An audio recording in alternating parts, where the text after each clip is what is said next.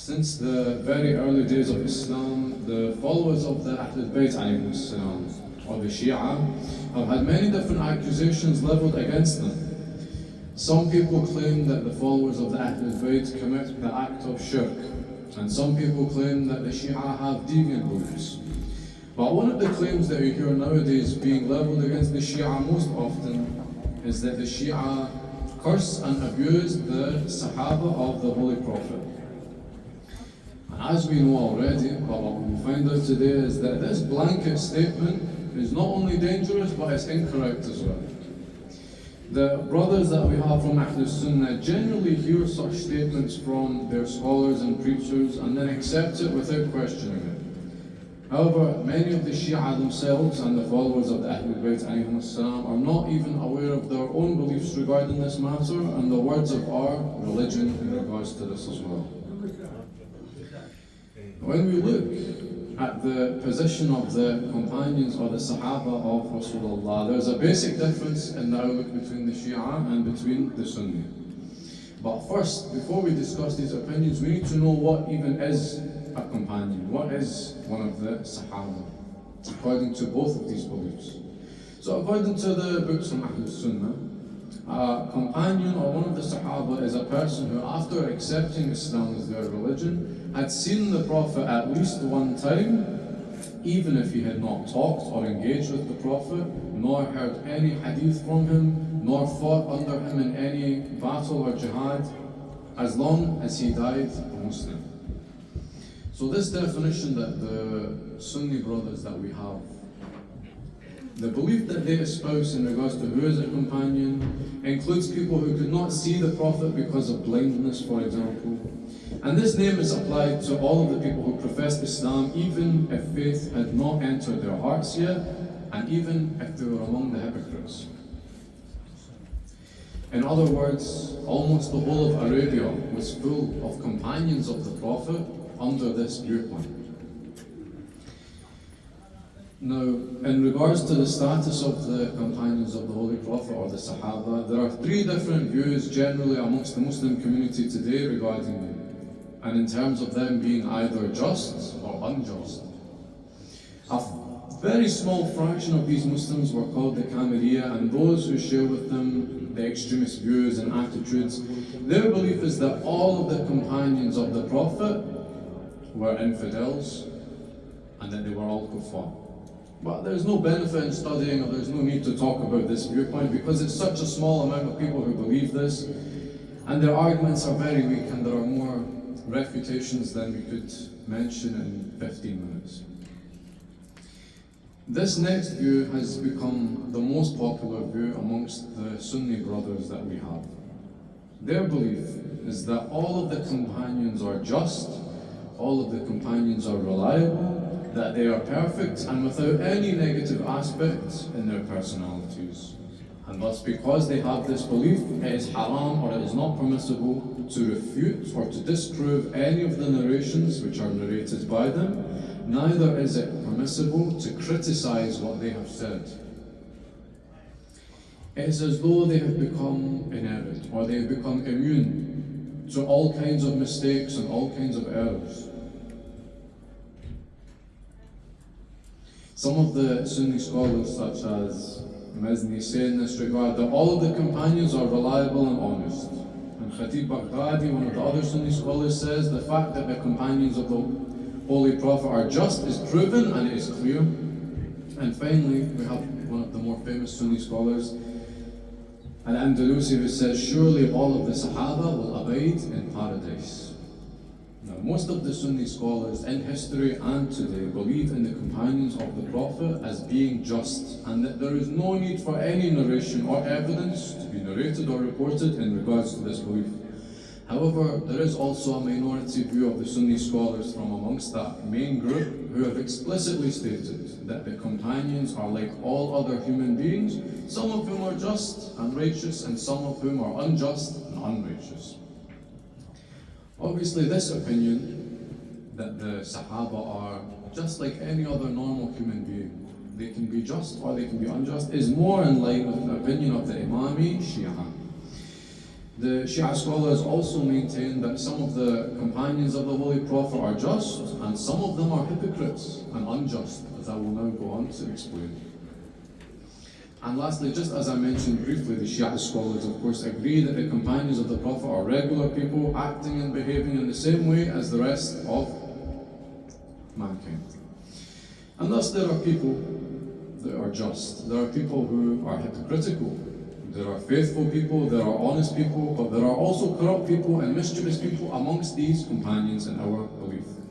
Just by being in the company of Rasulullah does not make a person ma'soom or immune to errors or evil deeds, even though a person should be proud of being in the company of the Holy Prophet. And indeed there are a lot of verses in the Holy Quran which talk about hypocritical companions, those who with their words, with their conduct and with their behaviour tormented the Holy Prophet and caused the Prophet to be angry, and they caused him a great deal of pain and inconvenience along with this. There are also a lot of narrations and traditions that we have from Rasulullah himself which clearly indicate that the Prophet reprimanded and scorned and told off some of his companions. The ahadith books and the history books are filled with narrations about companions who used to fight amongst each other, and they would reject each other's opinions, and they would also swear and speak ill of one another. Malik bin Anas was asked, if there are two different narrations which are reported from the Prophet by two reliable companions, in your opinion, which of these can we act upon? Malik answered, you cannot act upon one of them unless you make sure that one of them is true, but only one of them can be true. Can two differing statements from these Sahaba be true? No. Only one of these traditions is true. So you see then that if there are two narrations which people find which have differing views in regards to the same subject and they are both related by companions, how can we be certain which one is true? In the words of Malik bin Anas, it must mean that one of them is false, and that must mean that one of them lied.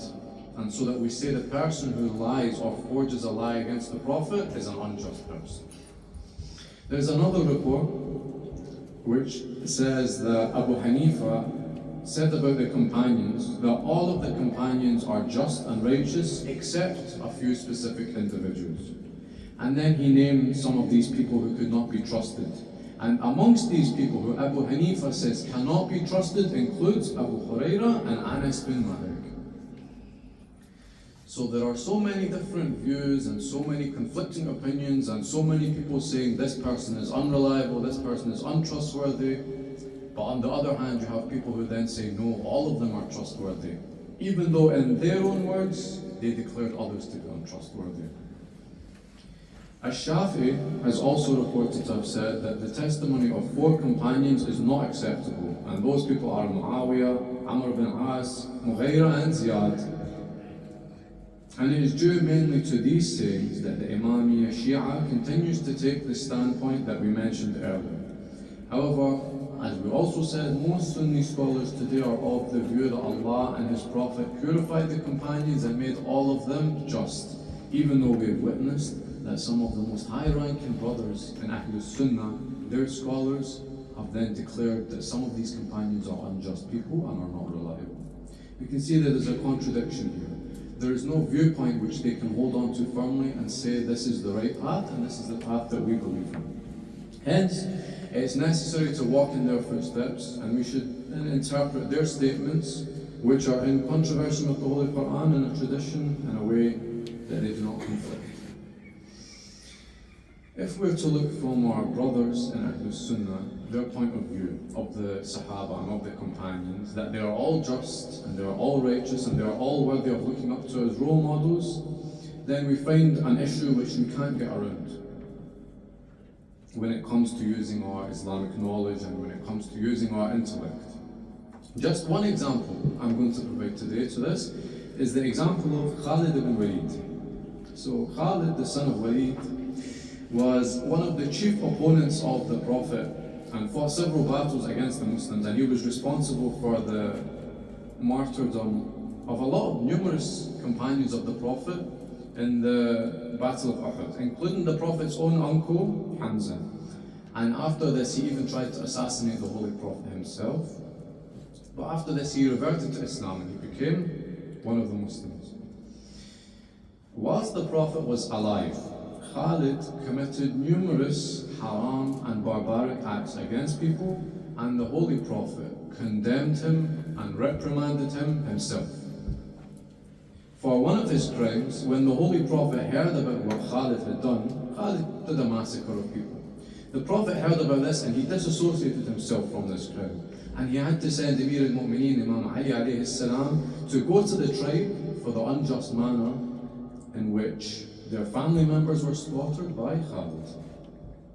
Even the Sunni Caliph, Umar ibn al-Khattab, he hated Khalid ibn Walid. And we can find this in the Sunni narrations without any problems or issues.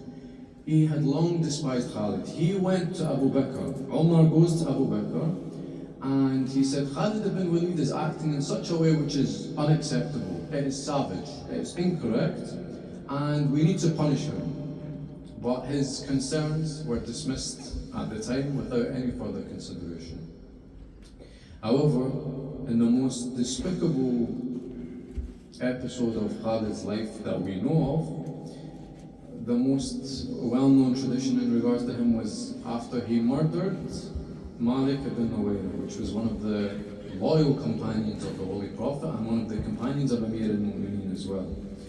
And the reason for his murder was twofold. First, because Malik refused to give his allegiance to the Caliph at the time, and secondly, because Khalid wished to engage in a disgusting act with Malik's wife. And so he brutally killed Malik and ignored the Islamic laws in relation to the period of death after the man has died in relation to the wife, and he committed a haram act with Malik's wife. After this incident, Umar again went to Abu Bakr and he begged him, please punish Khalid ibn Walid, insisting that he be stoned to death for his crimes. But Abu Bakr again ignored this demand for his punishment to be implemented, and he dismissed the crime of Khalid as an error in judgment. So what does this say?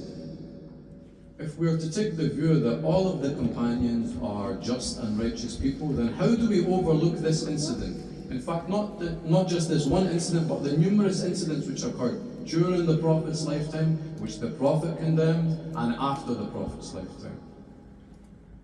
He's viewed as a companion. So how can we say that all of the companions are on the path of haqq? How can we all say that they are righteous? There is a clear error in the logic in this sense.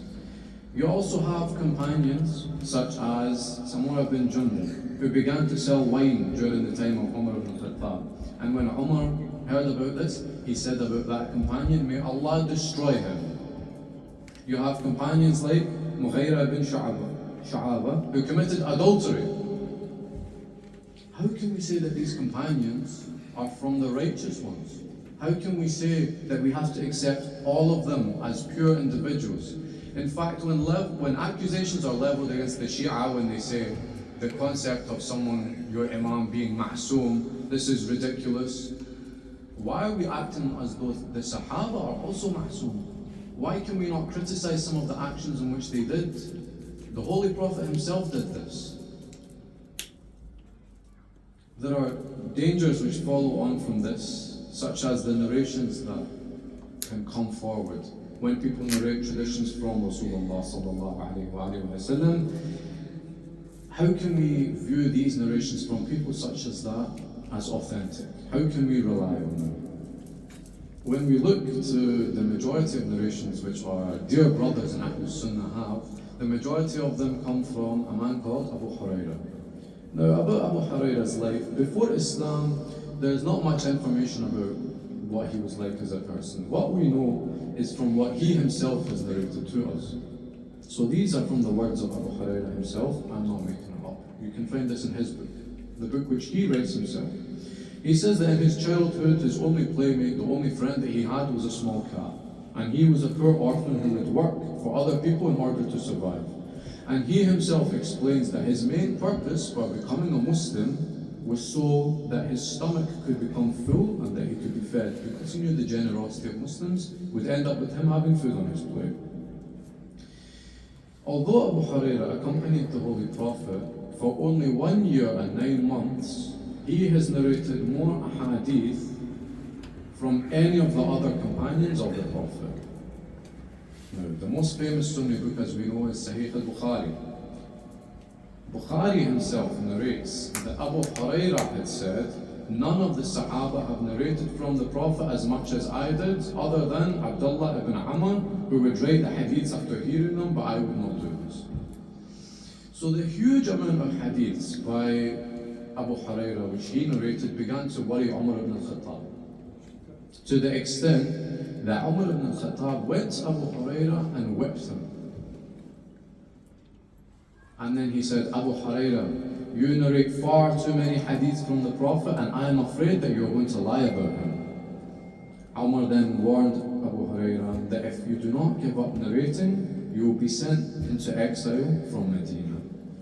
And hence, most of the narrations that we see from Abu Hurairah come after the death of Umar, because he wasn't afraid anymore. There was no one to punish him. Whilst Umar was alive, he was scared to narrate anything, because Umar thought he was going to lie about the narrations from the Prophet. And he admitted this himself. He said, I am narrating hadiths for you that if I was to narrate at the time of Umar, I would be whipped for it. This is just one reason why we can't trust or we can't rely on the narrations that come from this individual. Never mind what the Shia beliefs say. This isn't about our beliefs and pushing our agenda. This is from the books of Ahlul Sunnah.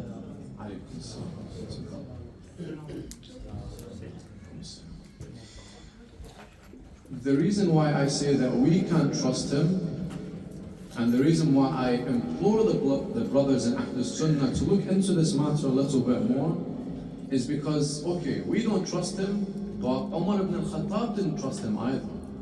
This is your second caliph. This is someone who you look up to. And okay, we have differences about it, but you have your beliefs, we have ours. That's fine. You are brothers, and likewise. But Umar ibn al-Khattab is your second caliph. You accept that, that's fine. He does not trust this man, Abu Hurairah, but you're taking your narrations about the Prophet from him. So I implore any of them who listen to this, as your brother, read into it a little bit more and see if you can see a contradiction. If not, may Allah bless you and give you guidance.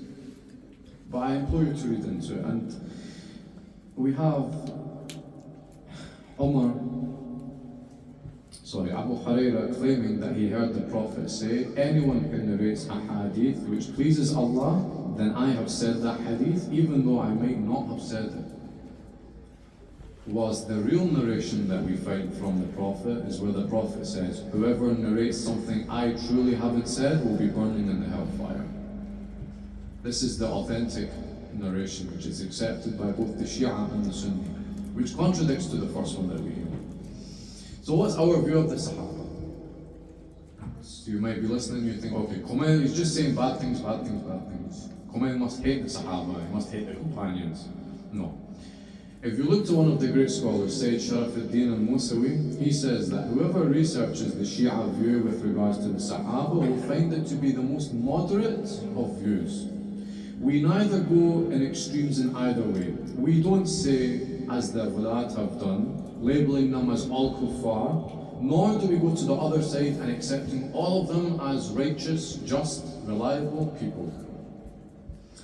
The Shia devote a great respect for some of the companions of the Prophet who closely followed his teachings and who closely stuck with the Ahlul Bayt, both before and after the death of the Prophet. And amongst these great individuals, we have the following individuals. We have Abu Dharr al-Ghifari, who the Prophet has said that heaven has not shaded, nor has the earth carried a more straightforward person than Abu Dharr. He walks on the earth with the immaterialistic attitude of Jesus, son of Mary.